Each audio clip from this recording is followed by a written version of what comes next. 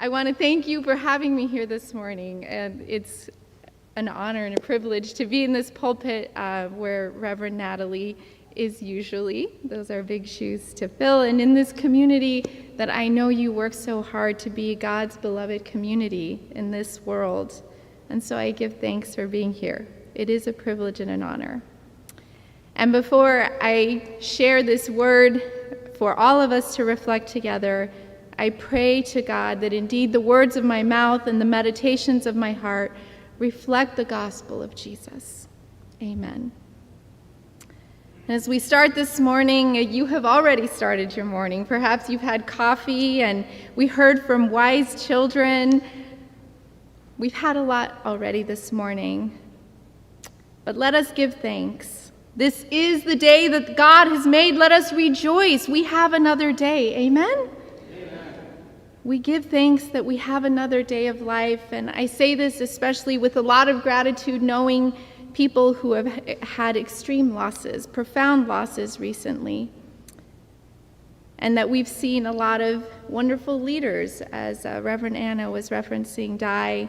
The theologian Gustavo Gutierrez also died this week.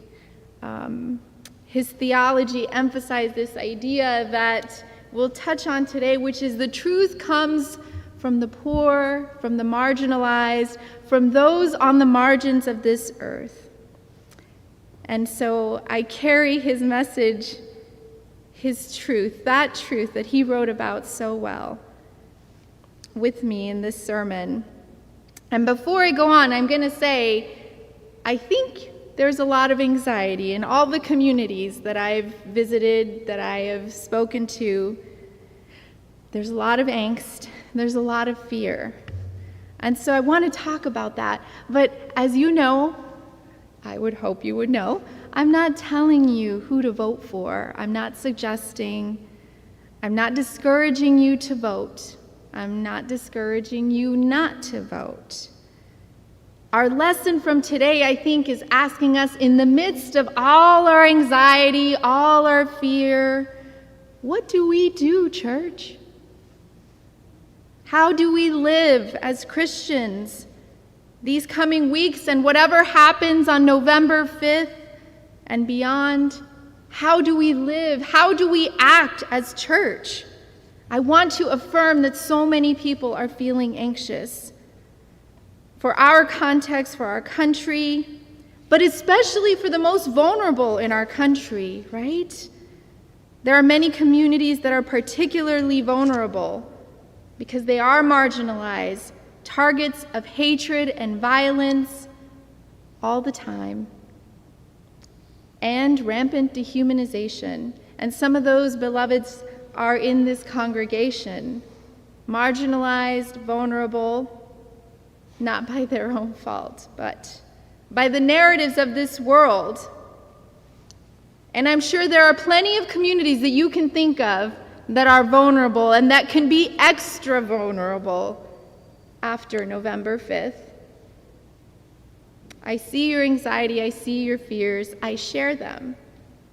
But what do we do? How do we live regardless of what happens on November 5th? How do we live?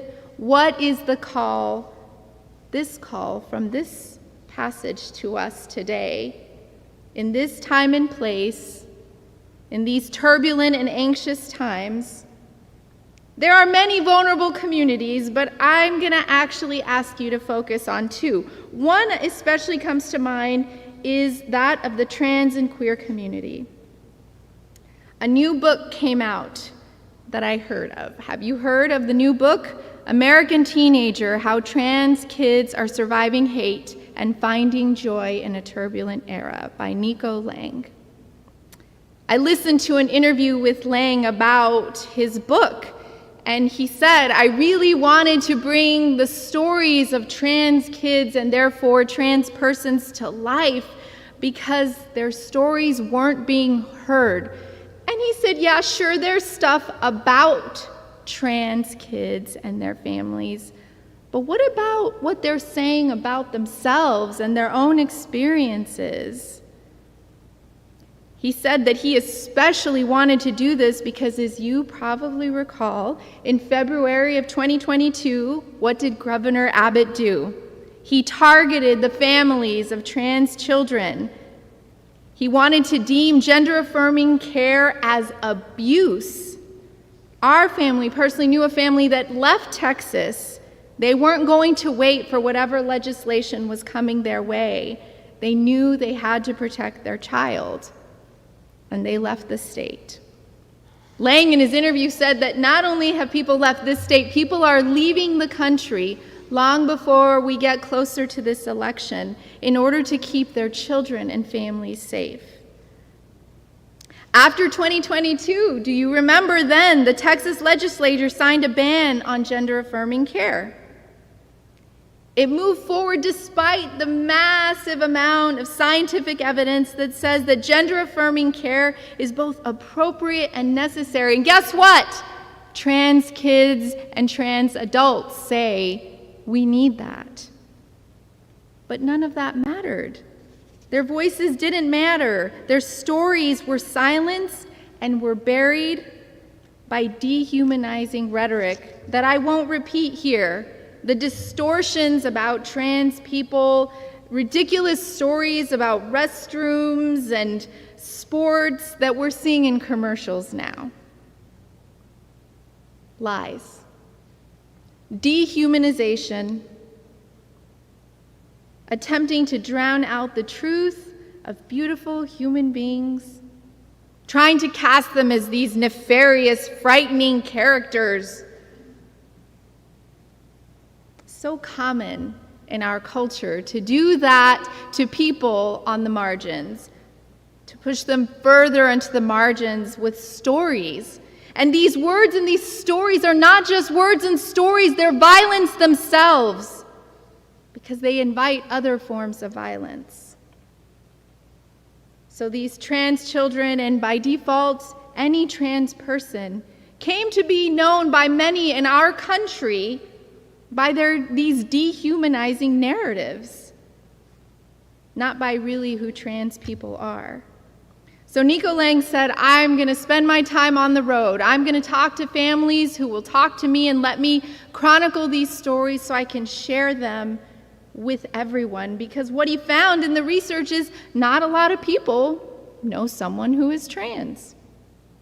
And he said, I want to change that, even if I do it from the book, from the pages of a book. These stories need to be heard. People need to know their stories, because when they know their stories, they will empathize more.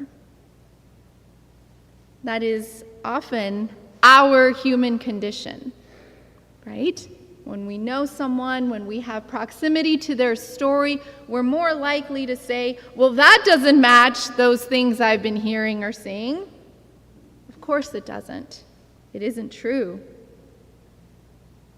So Lang's book aimed to change all of that, to counter those narratives, to surprise people with what they really could learn. In essence, he was saying, come and see. Come and see. You've been told that in Nazareth there is no good, but come and see. There isn't just something good, there's something beautiful, and it might change you and what you think about the God that we serve, about this world, about who you are, and may open you up in ways that you never imagined. That's the joke in the gospel, right? Nathanael asked Philip, can anything good come from Nazareth? Knowing that he is also from Nazareth. This is what people say. It's a joke understood well about the stereotypes that people come to believe. It's like Jimmy Fallon. Have you seen when he puts the wig on and the braces and transforms into a teen girl that says, ow? Ow. Ew is not the gospel. It's the lie about other human beings. Human beings. And so the gospel invites, come and see, hear this story, hear the beauty, hear the truth, because the truth comes from Nazareth. From Nazareth, from the places that the world says there is no good, there is no truth, ew. And Jesus says, let me show you. That beauty and truth come from the spaces and the places that the world dehumanizes and casts off as unworthy. Church, we say, come and see. This is the truth. This is beautiful. These are human beings. That is the call of the church. To not only proclaim that truth comes from Nazareth, but to live that truth by saying, we are always with the brokenhearted, those pushed to the margins, those thrown aside. Lang's book does this very well. He writes well. He says, I hope that in reading American Teenager, you feel as if you know someone who is trans, that you know these trans kids, that you feel you are a part of the fabric of these extraordinary, ordinary kids' lives. Lang says, I hope you laugh with them. I hope you cry with them, that you share in their hopes, in their desires, that you learn something about yourself and their world by seeing life through their eyes. Come and see. He goes on to say, I hope you can see them as profoundly human, that you recognize parts of yourself in their thoughts and in their words. And I bet he would yell it just like I did. Come and see. That's what the gospel invites us to do, despite whatever the world says and despite what empires say. Because the bad news is that no matter what happens on November 5th, there is another truth. No matter who wins, we live in an empire. Even if we get a better leader, a kinder leader, do you know that these bills have happened all the time? Do you know that there are immigrants in detention centers who don't have contact with their families? That there are immigrants who die in the desert in the Rio Grande because of our laws? That our tax dollars are funding a genocide? We live in an empire, like empires around the world. What does Jesus say about this? He says, render unto Caesar what is Caesar's. Again, that's not a statement to vote, not to vote, or that there aren't better choices among the choices that we have. It is to say that the call of the Christian is not to ally ourselves with those choices first and foremost. First and foremost, we say, come and see. Because the one we follow sits with the brokenhearted. And more than that, he says, this is where truth lies. Lang's book reminded me of another book that just came out, and I commend it to you if you have not read it. The Message by Ta-Nehisi Coates. Because in it, and you may have seen many of his recent interviews, he says, I'm telling a story that doesn't often get told. And that story is the story of the Palestinian people. And he's gotten pushback, and people have said, what often people do when you try and explain to them that trans people are human beings, what about this? What about that? What about this? And Ta-Nehisi Coates says, I don't want to hear your equivocations. I don't want to hear your buts. Can you please just hear the story? Can you just hear their story? Can you laugh with them? Can you cry with them? Can you share in their hopes and desires?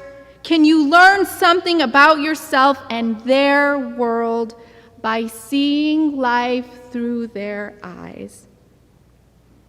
Not only from this genocide that started in October of last year, but in the almost 80 years of occupation that the Palestinian people have lived under. Can you do that? Coates asks. Can you do that? He asks. Come and see, he says.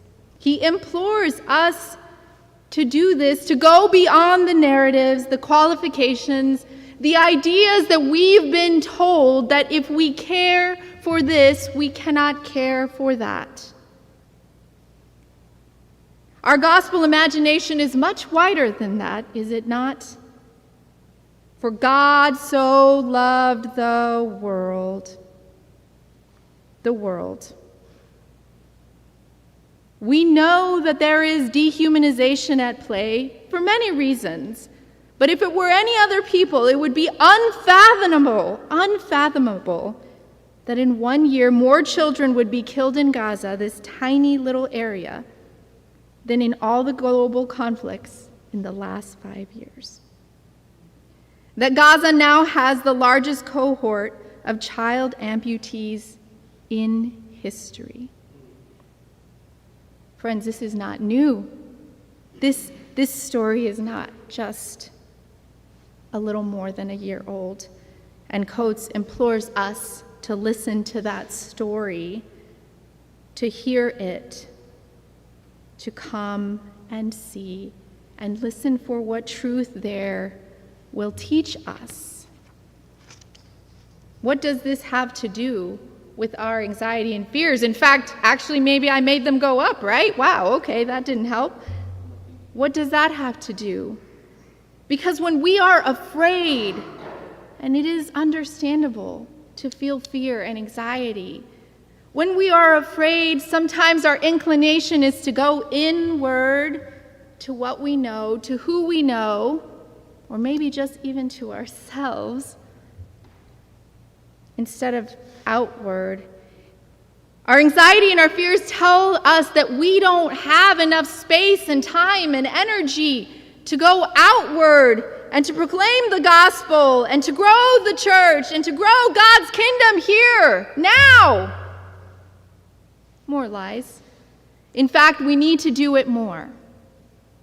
Because you see, the truths that come from understanding the beauty of trans persons outside of the narratives, to understanding the history and the story of the Palestinian people, is that we've been told a lot of lies about borders, about nations, that we can only love and care and keep safe certain people and others not, that some people are not worthy because they are the word that forgives all sins, terrorists. It's so easy to believe when you don't know, and Ta-Nehisi Coates' book and Nico Lang's book invites us to say, come and see. I have stories for you. And those stories are here to transform you, just like the call of the gospel that says, come and see, because the truth is in Nazareth, then and now, and will always be. The truth is in the places we least expect. The truth is in the places that empire says, don't look there, it's bad. And what we are being challenged at this time is to grow God's kingdom in the face of great darkness. Because these bills that came in 2022 and 2023, those are darkness. Those are violence against trans people and trans children and church. Those are all our children. For God so loved the world, the Palestinian people are our siblings. For God so loved the world, to borrow from James Baldwin, who said that every bombed village is my village. Every bombed village is our village. So whatever happens on November 5th, we are invited even more to come and see, to go and tell, and to sit with the brokenhearted in the face of great darkness and great fear. Because you know what's good when you're anxious and afraid is to share it with people you know love you and love the world. And follow the one who said, "Come and see," because the truth comes from Nazareth. And when we do, we know that we will be okay because we follow the one who is the truth and the light.